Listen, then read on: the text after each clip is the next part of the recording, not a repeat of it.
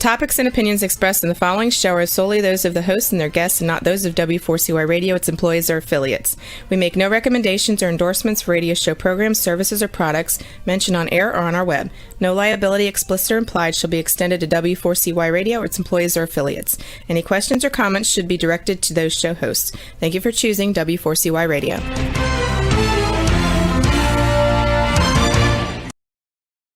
Welcome back, everyone, to the Geeks, Geezers, and Googlization Show, the home of Googlization Nation, where we talk with HR and business thought leaders about the crazy shift going on in the world of business, technology, and HR. Here's your host, Ira Wolfe.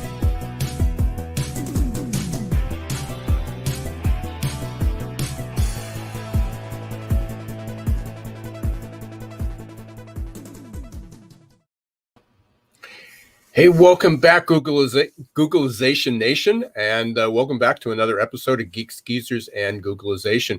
Had a super busy week. I had my first in-person conference. Was in Indianapolis for the Indiana Chamber of Commerce, the State Chamber of Commerce annual HR conference. So that was their first in-person event in quite a long time. Other than the trials and tribulations of travel, met a lot of really good people. Really appreciate the warm welcome. Did 2 workshops out there. We talked about the recruiting playbook in the age of Googlization. I know a lot of companies are struggling, continuing to struggle with that. Certainly hiring finding enough people. Within the workshop, we had people represented in multiple industries, financial, manufacturing, distribution, transportation. We had food processing, education, 2 nonprofits, and every single organization was struggling to find people. So really excited today. Our guest, one of our guests, is going to be Lindsay Stanton. Met Lindsay a few years ago at one of the conferences, one of the associations that I was a member of. Her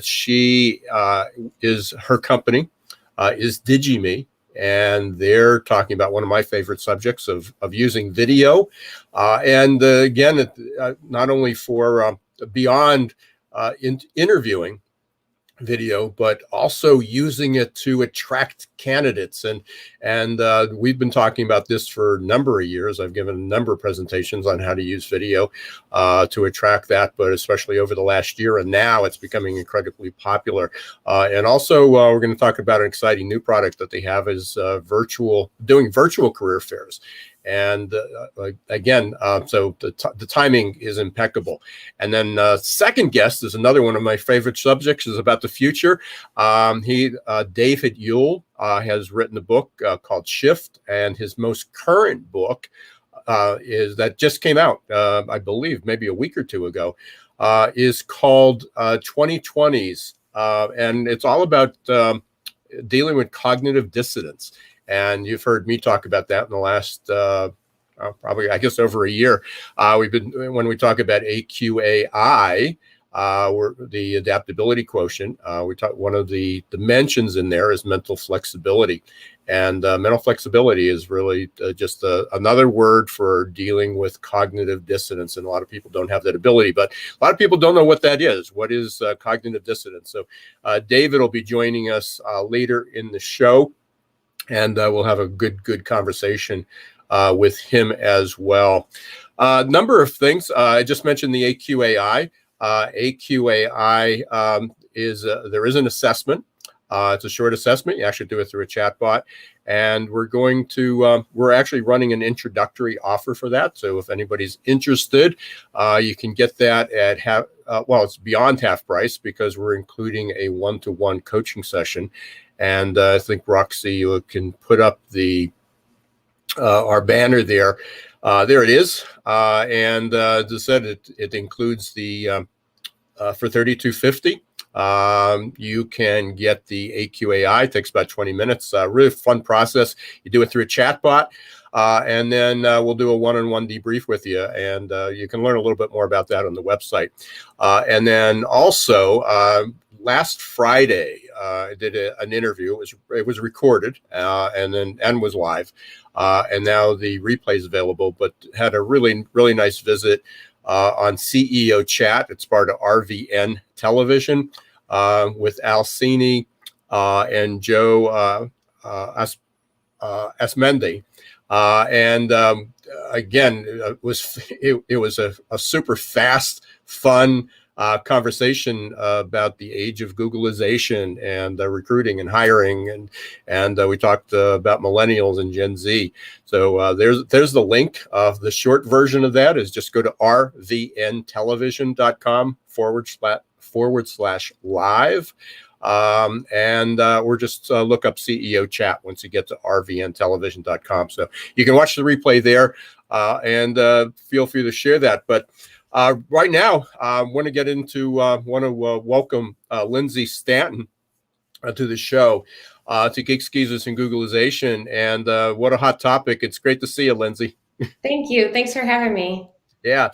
So again, we met a few years ago. Your company's Digi-Me, focused at that time on really just, how to promote your job listings, how to get people to, once they find that job post or once they land on your career page, how do you keep them there? How do you engage? And I don't know if you recall in my book, Recruiting in the Age of Googlization, the process that we talk about is reach. It's how do you reach people? How do you attract them? That's a marketing issue.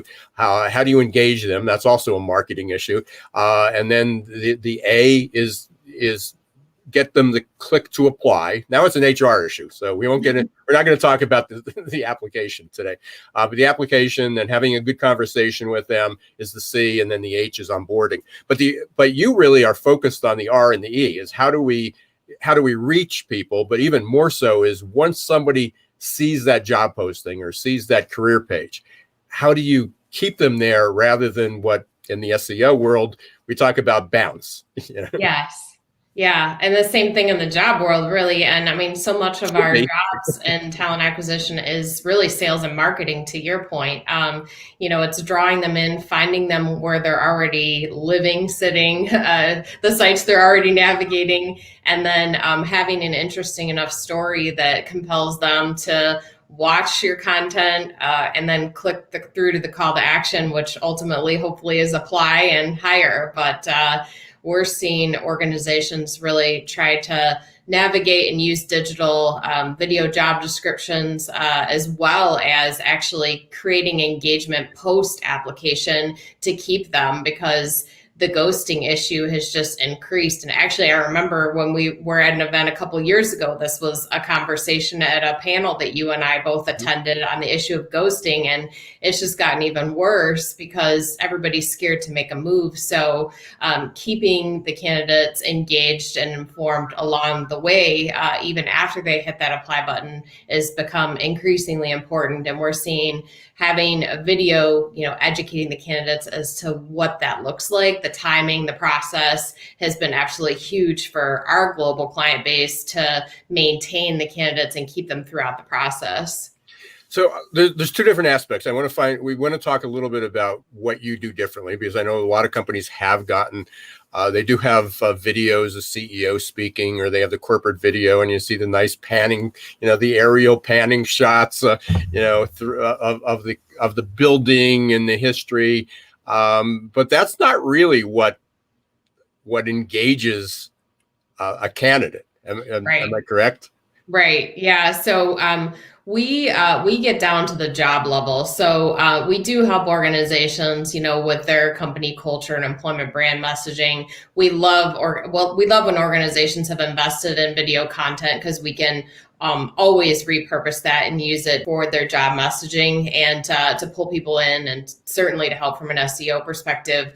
But what we really help people do is sell the individual story around the position opening, which does include information, usually at the front end of the job description and at the close, around the company culture, what's unique, why somebody, kind of what's your hook, if you will, from a marketing perspective, right, what's going to pull them in to begin with, and then you can sell them on the job itself. So we help with scalable video job content that allows organizations to track the responses. So what's really unique about our platform is we have a patented video player that allows us to track the views, the shares, and the applies. And that share piece is really important. So every one of our video jobs has a social share icon on it that the candidates can click. And that's where the clients are getting into those new niche pockets of talent. That's where they're seeing the highest conversion. Over 60% of our customer applies come through social sharing. So that's just the candidates pushing the messaging for them, which is awesome because it's free. Right. So let's talk about, again, I know even the other day when I brought this up about using video during my workshop, there was a lot of confusion because as soon as I said video, everybody jumped to, oh yeah, we're using a lot more Zoom, or we're doing a lot more interviewing. Now we're talking about we're talking about promoting the job. We're talking about the marketing aspect of how do you get people to even know you have an opening. How do you get it to be viewed? How do you get it to rise above all the competition? And then when they're there, actually get people to watch it. And that's where the sharing, you can track all that, what's working, what's not working. So where are you placing this? I mean, if I come to you, I'm struggling. I'm a manufacturer. I'm in distribution. I'm looking for truck drivers. I'm looking for kitchen staff, whatever it is. I'm really struggling to find people. I call you up. I mean, are you just creating videos to put on the, in my Indeed job posting? How's it work? Yeah, great question. So we give the client the power. So, from an SEO perspective, because this is your world, that having that video itself embedded into your careers page, your applicant tracking system, that's where the power is at. So we give them the code to our trackable player. And so they're able to embed it at the job level in their ATS. So any place that their jobs are getting scraped, whether it's Indeed, their career site, social, no matter where they're pushing their jobs out to, the videos get included. We do work for them behind the scenes too. So we always host a video landing page for each customer, which is huge because that's all their video content with us, which tends to SEO really high and push them to the top of the list. We do a lot of keyword tagging with the videos for our customers. Every client has a customer support person that helps them with those keywords, which drives them to the top of the search results, big and small companies. This struggle is consistent, whether you're talking about an enterprise employer or, the restaurant down the street from you. It's a consistent issue to try to get their rankings up. So having the videos embedded into their site allows them to pull the traffic into them versus pushing it out to someone else. What type of improvements are you seeing? And I have a whole list of stats, and I'm sure you do too. I pulled some. There's a number of them up on the website, but I know the one that's pretty remarkable, and this was through science. I mean, so this isn't just people making it up. Is that a human being's a 1 minute video is the equivalent of 1.8 million words. And they have some backing on this and using brain science and so forth. So that's incredibly powerful because nobody's going to sit down. I mean, nobody wants to even read 500 words. I know.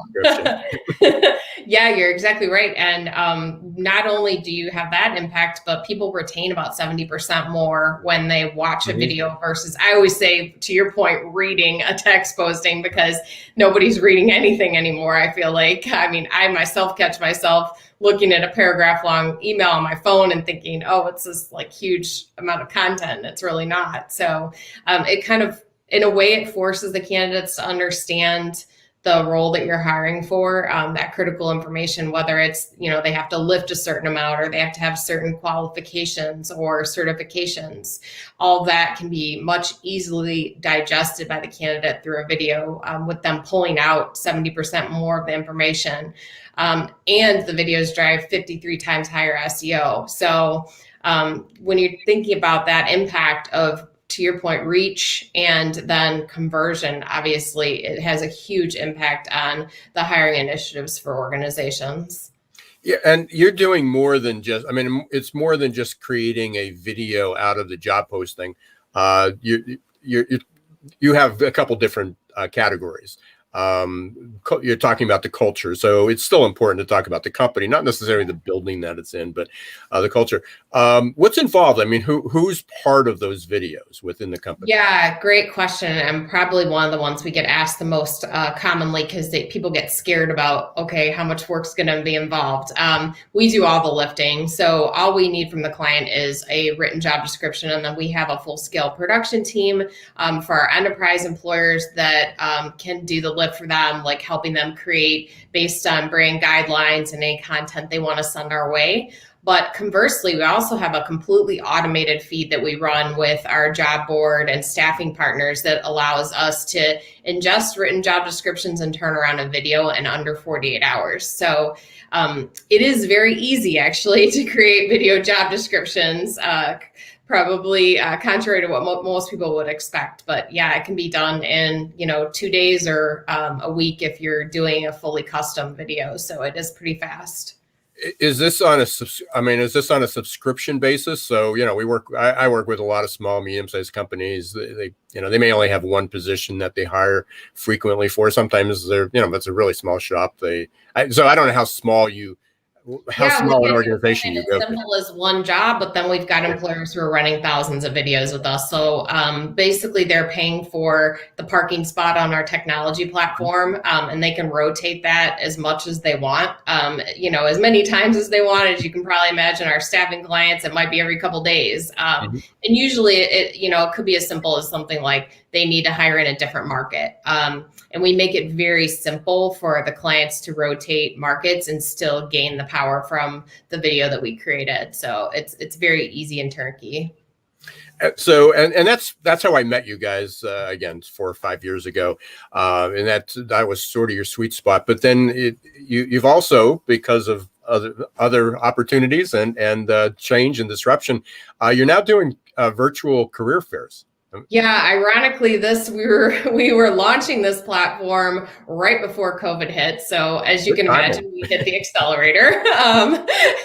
But yeah, it's the virtual events translate really well with having the video jobs and the employment brand videos, because the candidates can log on to an event for one of our clients. Obviously, the events are completely video enabled, from organizations being able to showcase their job opportunities all the way down to like doing a one-on-one video interview with somebody during the event itself. So it just was a really good fit with our core solutions to have a digital-based virtual events platform. So you can probably imagine we're getting a lot of bookings on it. It's very popular, and an event can be turned up pretty much instantly. So it takes us less than 2 weeks to get an event live for a client. So we've got clients who have standing events on the platform, and then others who will do, we work with a lot of associations, and with some of our partners, they'll do a multi-employer event, which actually can be very beneficial, because then you're pulling in a large variety of types of candidates, and it tends to kind of build on itself. So we kind of cover the gamut when it comes to the virtual events platform, but the events definitely lend themselves to video and video enablement. So how is what you're doing, your platform, differing from just saying, hey, we're going to have a Zoom call and we're going to invite a lot of candidates to show up? Yeah, totally different. So it actually it is Zoom enabled. So any of the web platforms can be, integrated into it for, if some of our clients will have a career coach speak, for instance, just to keep, candidate engagement up at the event. But it's actually like a real event. So there's a pavilion area where employers can brand and sponsor themselves so that they're well recognized by the candidates. There's a chat feature that allows them to engage with candidates real time. They can actually screen somebody's resume and LinkedIn profile right from the profile itself. The candidates can check out the employer and their openings before they even have a chat with somebody, and then they can exchange information. Somebody can apply for the job right from the event itself. So much more comprehensive than doing a Zoom meeting. Right. Are you seeing, and we talked about this right before the show, as I said, I did my first in-person conference out in Indiana, just got back last night. And normally they had about 200 and some people. And I think this year they had a little less than that, but about 170, 180 people registered. But 1/3 were in person.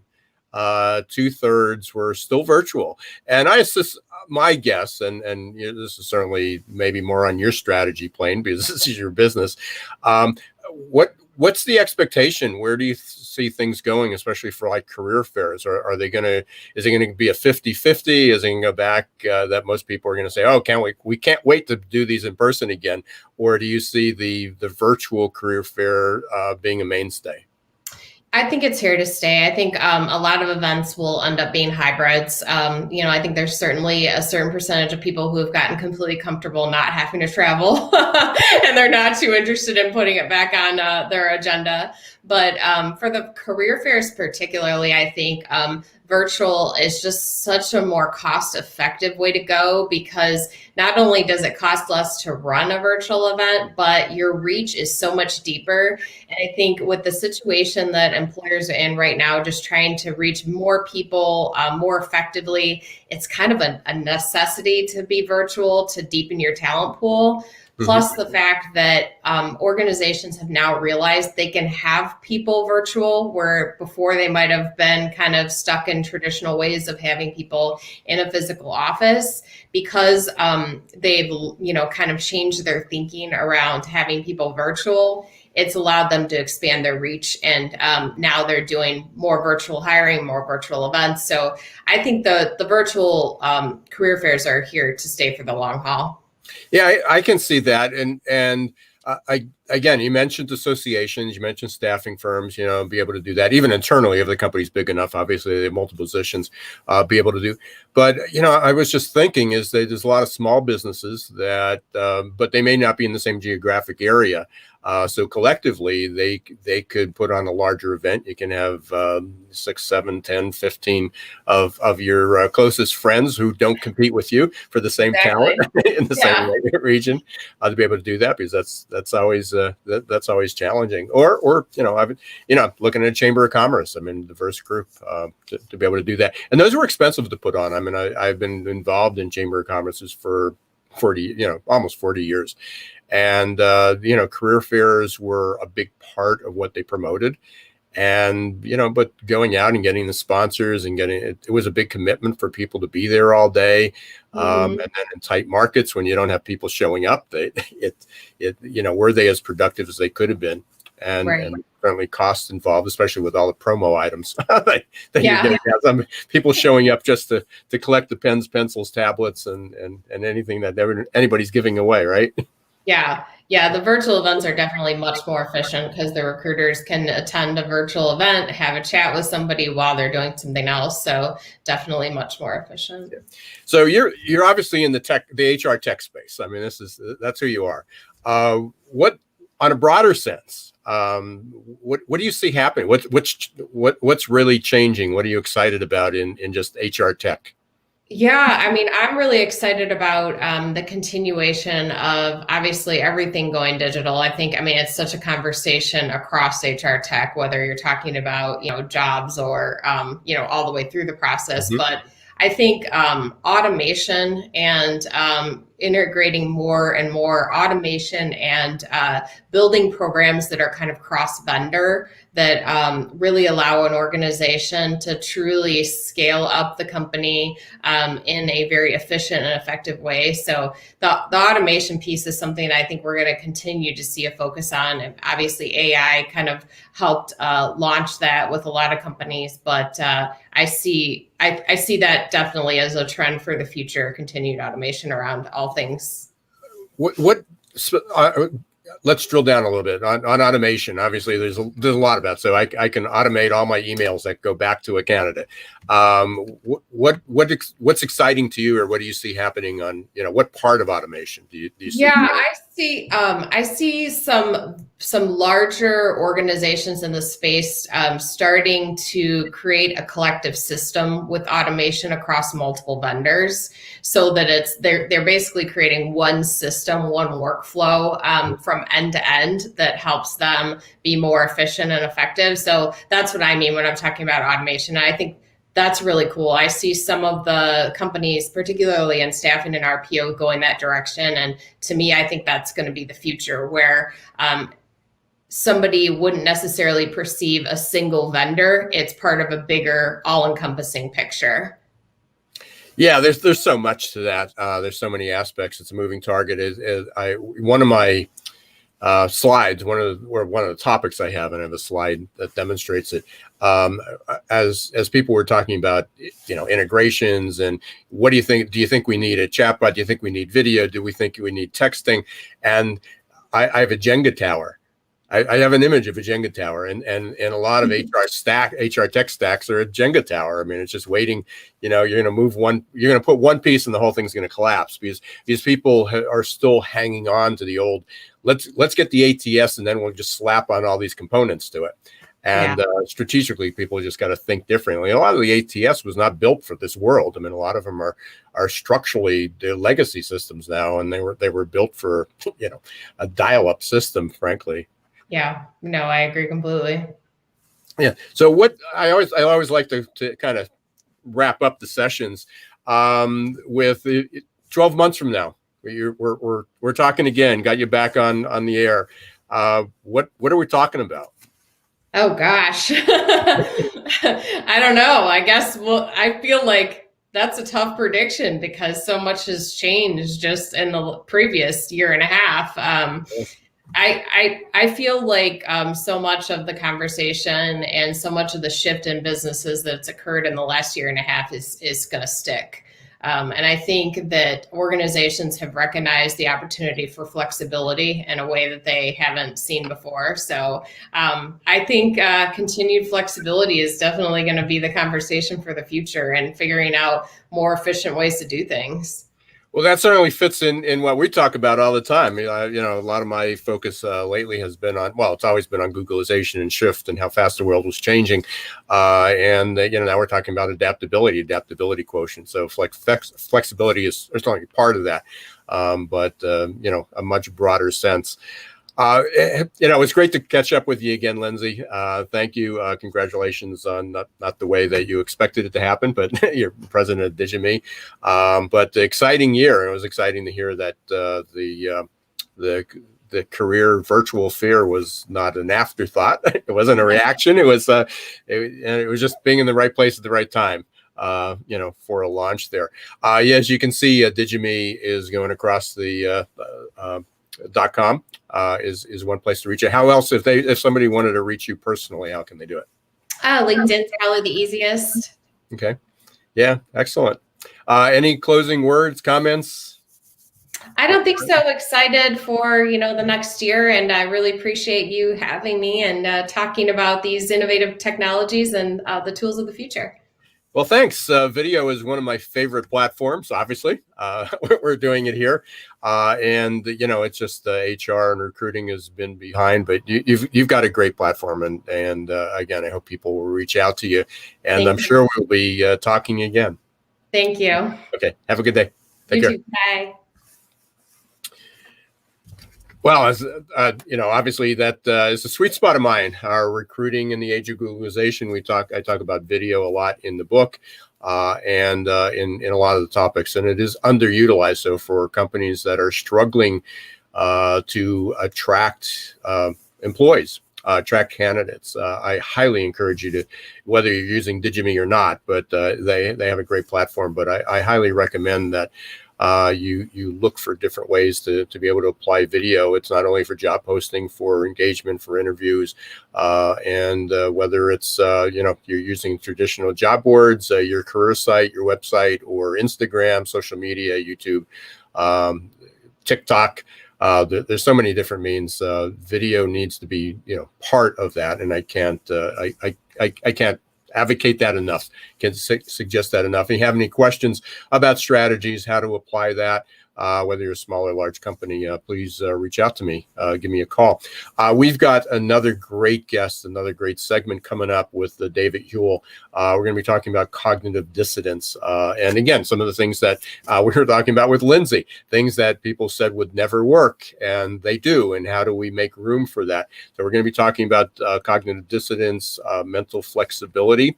And thank you for listening to Geeks Geezers and Googlization. Thank you for being part of Googlization Nation. If you're not part of Googlization Nation yet, please go up to googlizationnation.com. Just ask for your first name and an email address, and you'll get regular updates, such as who's on the podcast, who was on last week, some interviews, some webinars, some other events that we'll be sponsoring, and it continues to grow. We have a few thousand people already in it, and I really appreciate you being there. Right now, we're going to take a quick break. We're going to hear from our two sponsors, Success Performance Solutions and Ingomu, who just released their new app on Android, on the Android platform.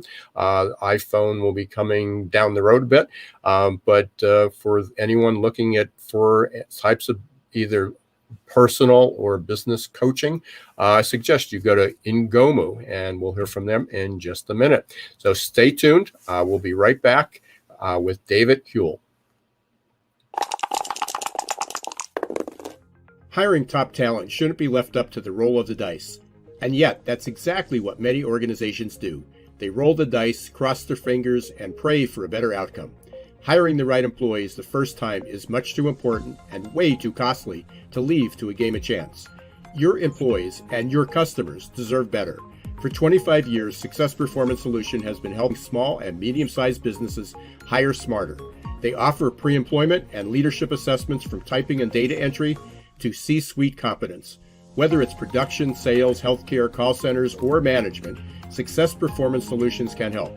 Visit their website at www.successperformancesolutions.com to schedule a free demo or call 800-803-4303.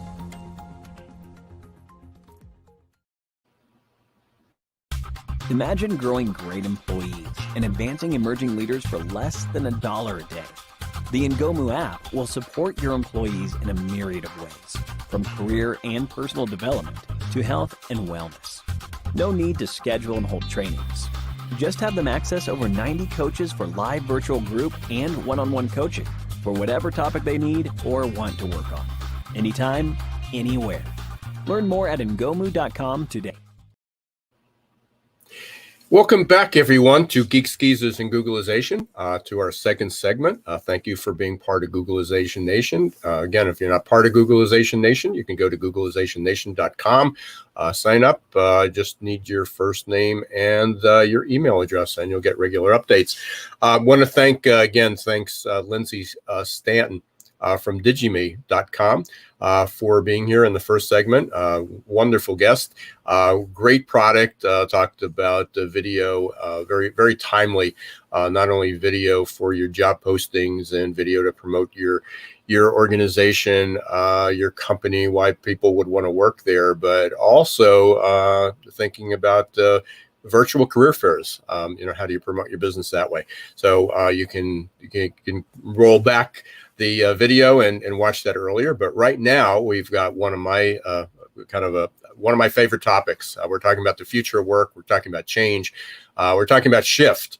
Gentleman who has written a book on shift and would like to welcome David Houle to the show. Hi, Ira. How you doing? Hey, David. Looks like we got a black screen. You don't have video there? I have video. It's on. Okay. I just checked it with the prior app with Zoom, and it was working. So I don't know why it's not. What should I do? Okay. Well, let's continue this way. We'll figure this out afterwards. I mean, because I got cognitive dissonance right behind me. That's why I wanted to do it. So, yeah. So I've got mute, stop cam, mic, share, and leave studio. It says you're in the show. Everyone can see and hear you. Yes, that's correct. So you can leave and try to come back in a minute. We can do that.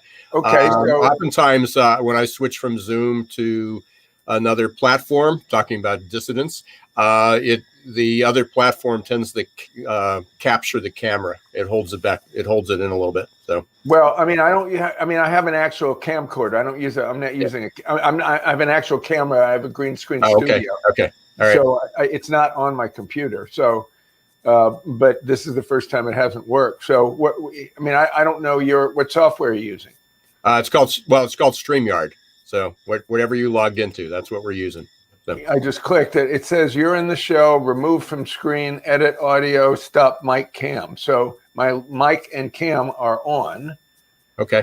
I've got my microphone perfect. So, I don't know what to do. Okay. Well, we're live. Let's have the conversation because this will go up on podcast as well. Oh, you can't edit? Okay. Yeah, we'll be able to edit that, and then we'll get the video, and we'll add that to we'll add an image that you can provide me to that. So let's. Should I follow what Roxy said? Leave and turn off Zoom and come back on. Yeah, you can. Yeah, let's try that just for a second. Okay, but okay. I want to be able to get you on the air because we had a limited amount of time. So. Well.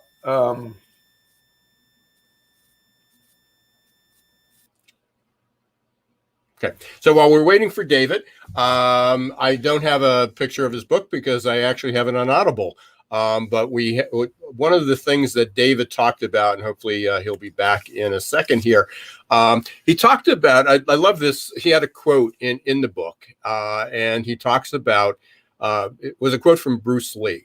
And when you're talking about change, often people think you need to be flexible. That's one word people use. Agile is another word people want to use. And again, if you watch any of my videos on AQ, adaptability quotient, about change, or even within my book, Recruiting in the Age of Googlization, you'll again, so those are some of the terms that we use.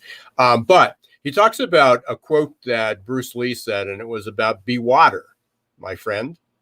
And if you're not a fan of Bruce Lee, who's a martial artist, or you're, again, not an avid reader or a pursuer of futurism like we are, what that means is water takes the shape. If you have, if you have a bucket of water and you pour some of it into a glass, it takes the shape of the glass. If you turn it into a square, into a box, it takes that. If you throw it on the floor, it just spills out. It goes anywhere you want. So again, when we talk about adaptability, when we talk about one of the skills that we need for the future, we need to, as Bruce Lee says, we need to be water and take the shape of the environment. But one of the things that happens in change is the water, the container that we're in, the environment that we're in is continually shifting. So we have to be nimble enough, not just to take that square shape, but whether it's round or square or triangular or tube-like, whatever it is. So, David, you're back on sound. I'm here. I'm here listening to you. I'm trying to follow Roxy's advice. It says go to Camlink, bring you back in without video. So I guess I'm without video. The problem with that is that I have a long sleeve T-shirt on that says "Be Water, my friend" with Bruce Lee, with a picture of Bruce Lee. Well, you'll have to take a picture of that and send it to me. And yeah, I still want to get this on because I'm not. I'm doing everything Roxy says. Well, David, we have 7 minutes left to be able to have a conversation. So okay, well, so we're part of live. So I'd like to continue the interview and get people to know about your book, and we can get you back on at a later time. So I'm David Houle. I'm a futurist. I write and talk about the future. Traveled to all 6 continents, 16 countries. This is my 12th book. I'm writing a series of books on the 2020s. The first book came out, as you know, a little more than a year ago. The 2020s, most disruptive decade in history. This is the second book, the 2020s, a decade of cognitive dissonance. And as you said, the Bruce Lee quote basically is be water, be in a cup, it becomes the cup, be in a pitcher, it becomes the pitcher. So the real quickly, what happened to me, and the reason that's so personal to me, Ira, is that, last March when we went into lockdown, my business went away. 95% of my money comes from going to airports, getting on planes and traveling the world. So I had to reinvent myself. So that came to mind. And I just said, okay, so how does a futurist maintain his business? And I decided to be like water and flow into the vessel of COVID. So what was that? That meant I had to set up a kind of temporary green screen so I could give talks from through Zoom, and now I have a live streaming, which is so frustration because I do live streaming all around the world and I can't get on your show. And so basically that's it. But I have the T-shirt on behind me. It says the picture of the book. And so cognitive dissonance really, Ira, surprisingly took off very quickly. You know, when you got the ebook, I had it promoting that. Right. And it's the second fastest selling book on Amazon I've sold, I think, because cognitive dissonance, I put a name on what people are feeling. Right. So let's have a quick description of cognitive dissonance. I know you opened the book that way, but again, as a futurist, as people who are interested in change, but for people that are most in need of how do I become an adaptable in this exponentially changing world, as I call it, the age of Googlization. They may have no clue what cognitive dissonance. I know it's not one of the most popular search terms in Google. So what is cognitive dissonance and why is it important? Cognitive dissonance is having to hold more than one reality or one thought in the mind at the same time. And the reason that COVID is so significant, and I've written about it a lot, and I call COVID kind of the bike with training wheels for the decade. In other words, Ira, when I would give talks around the world before COVID, I'd have to say, I want you to suspend what you think reality is, because most people think reality is fixed. Oh, this is the way it's going to be. And reality is not fixed. The whole universe is nothing but change. So people don't like change because they want to hold on to the reality that they've learned to adapt to. So what COVID did and allowed me to do is I go, look, in January of 2020, what you thought reality was didn't turn out to be that way, did it? And they all would agree. So now that you understand that reality is mutable, what you really have to do is to stand in change. And the only way you cannot be affected by change is to always be changing, right? So cognitive dissonance, and here's the great quote from Frantz Fanon, who I quoted a lot in the 60s. Sometimes people hold a core belief that is very strong. When they're presented with evidence that works against that belief, the new evidence cannot be accepted. It would create a feeling that is extremely uncomfortable called cognitive dissonance. And because it is so important to protect the core belief, they will rationalize, ignore, and even deny anything that doesn't fit within the core belief. That explains American politics in the United States today, right? That explains employers not understanding why people aren't coming back to work. It explains a lot of things, right? And Robert Thurman, who is the greatest Buddhist educator in the United States, professor at Columbia, also the father of Uma Thurman, has the greatest quote. He says, "Wisdom is tolerance of cognitive dissonance." Yeah, I remember reading that, and it's a great quote. You had a couple of them there. The other thing that I loved, again, a little phrase that you talked about is that 2020 is people had the reality rug pulled out from underneath them. And again, these are just trying to get images that people understand and why. But the other challenge is not just having the rug pulled out from under you, or it's not that we can talk about 2020, but it's that change is accelerating. Yeah, and change is accelerating through a linear through line over the last 30 or 40 years, and now it's gone environmental. Like all aspects of your life are changing at the same time, and that's really the profound difference. As you've referred to, I coined the phrase the shift age. We left the information age, entered the shift age mid-decade, first decade of this century, probably through 2030. So the shift age is the time when we are shifting from the realities we knew it up to 2000 and the reality we're going to be living in the 2030s. I mean, everything is going to change. I can't think of any aspect of the life of any listener to this that isn't going to undergo change, whether it's work, play, how you define yourself, where you live, how you communicate, how you self-identify yourself. It's all going to change. And I know you're familiar with Ray Kurzweil for sure.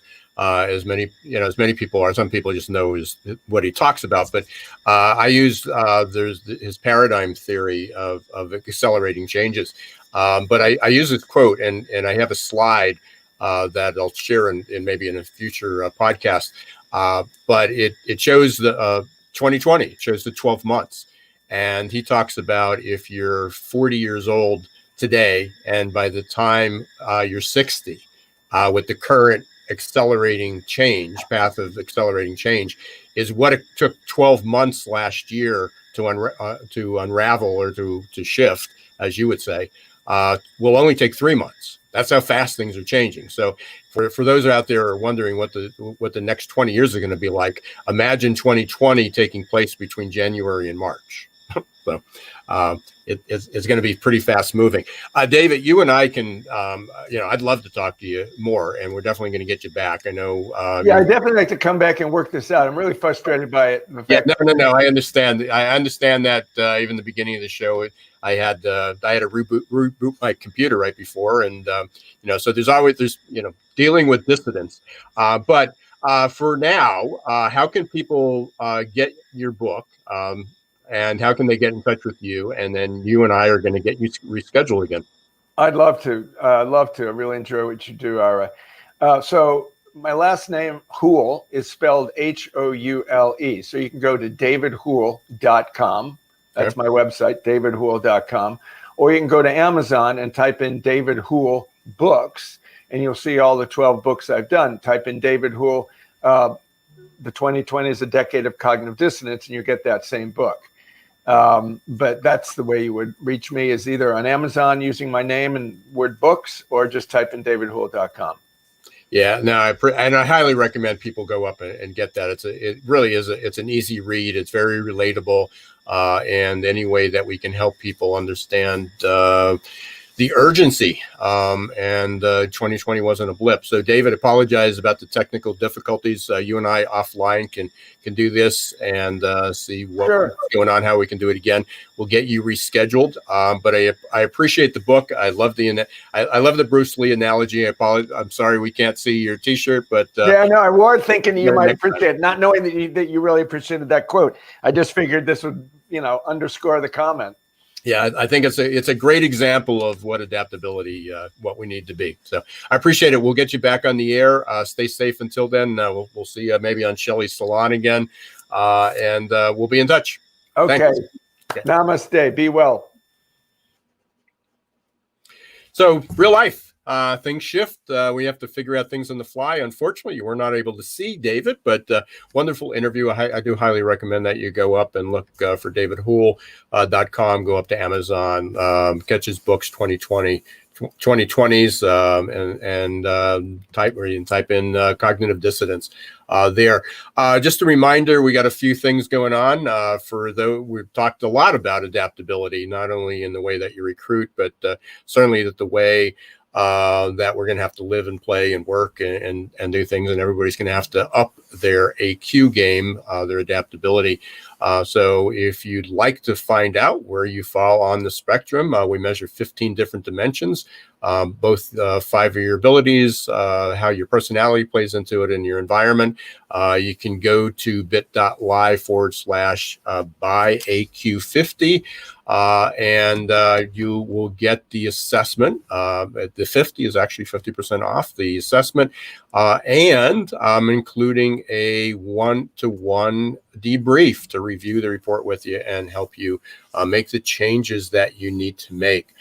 So go to bit.ly/byAQ50.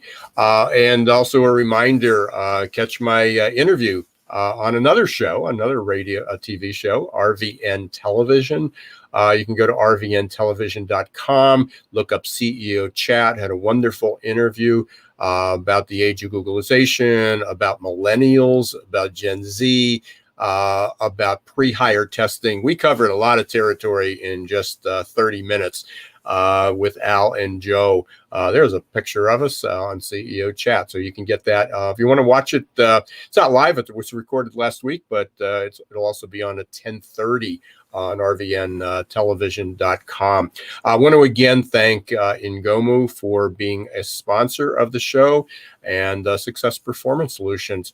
And as we always are on Wednesdays, 1 p.m. Eastern Time, we'll be back next week. You can also catch the replay on YouTube, Facebook, Talk4TV.com, or your favorite podcast. We're on Apple, Spotify, iHeart, Google, Stitcher, you name it. We're up there, and really appreciate everybody listening.